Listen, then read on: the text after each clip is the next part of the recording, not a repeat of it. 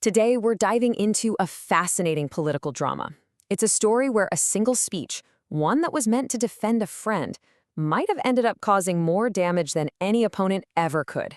It's a real case study in what not to do in a crisis, and it all kicks off with an old Turkish proverb. Better a wise foe than a foolish friend. You know, this proverb is basically a warning that sometimes the biggest threat isn't your enemy, it's the ally who's trying to help you. And honestly, it is the perfect way to understand a political firestorm that's been brewing in Turkey. So, at the center of all this is Ekrem İmamoğlu, one of Turkey's most well-known opposition figures. He is facing a massive legal battle over whether his university diploma is even valid. And this fight could literally end his political career. And listen, this isn't some far-off problem. The first hearing was on January 15th, and a decision is expected within just 15 days of that. So this is more than just a legal case. It's a huge political moment with serious consequences, and that clock is ticking really, really fast. So you can imagine, with the stakes this high, İmamoğlu's main ally, the opposition leader Özel, steps up to the microphones. His goal? It should be simple. Defend his colleague and show everyone that this lawsuit is just a political hit job. But this is where things just go completely off the rails. The goal was strong and clear. Tell everyone this is an attack on the rule of law. But the method he chose was, as the source material calls it, a cascade of lurid, legally muddled hypotheticals. And right here, this is the exact moment the defense starts to sabotage itself. So you'd think he'd stick to the solid legal arguments about administrative law, right? Nope. Instead, he launches into this absolutely bizarre analogy about a 35-year-old murder confession, even throwing in details about torture. I mean, it's definitely dramatic, but it immediately makes you wonder, why on earth is he talking about murder and torture when this is a case about a diploma? And he wasn't done.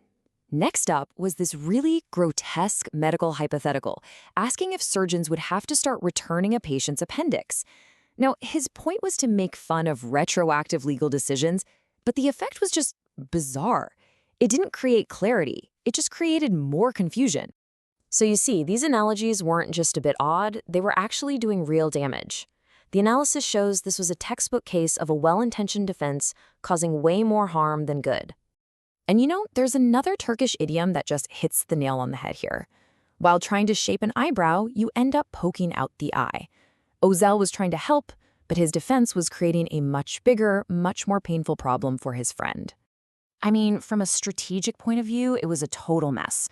His weird analogy has completely shifted the debate away from the opposition's best arguments, which were all about due process and legal procedure. Instead, he filled the air with this imagery of crime and absurdity, creating what the source calls a fog of mockery that just damaged the credibility of the entire defense. And what happens when you completely undermine your own defense? Well, you end up handing a giant, unintentional gift to your political opponents. And you can see the damage right here. What the opposition needed was for the public to be asking a very clear legal question: was the annulment lawful? But because of Özel's confusing defense, he actually helped the government change the question entirely to something way more damaging.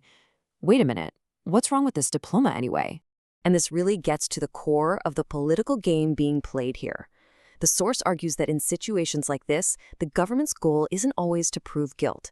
Sometimes it's just to create enough confusion, enough plausible doubt, so that whatever the final outcome is, even a politically motivated one, it seems sort of justifiable to the public. So this whole mess brings us right back to that proverb we started with: the wise foe, the foolish friend, and the huge consequences of this one massive communication failure. So what was going on here? The analysis points to two really troubling possibilities. Was this just a case of being strategically undisciplined, a huge, unforced error made under pressure? Or was it strategically accommodating, a mistake so perfectly unhelpful that it actually helped the government achieve its goal? And look, neither of these is a good look. The first option suggests a real failure of leadership at the worst possible time. But that second option, that's far more disturbing. It would suggest that the opposition's main communicator was, whether he meant to or not, basically helping his opponent's strategy of just muddying the waters. And that's the big question this case really leaves you with. In a political system where the goal isn't to win the argument, but to weaponize doubt and confusion, who is actually more dangerous? A clever enemy or a careless friend?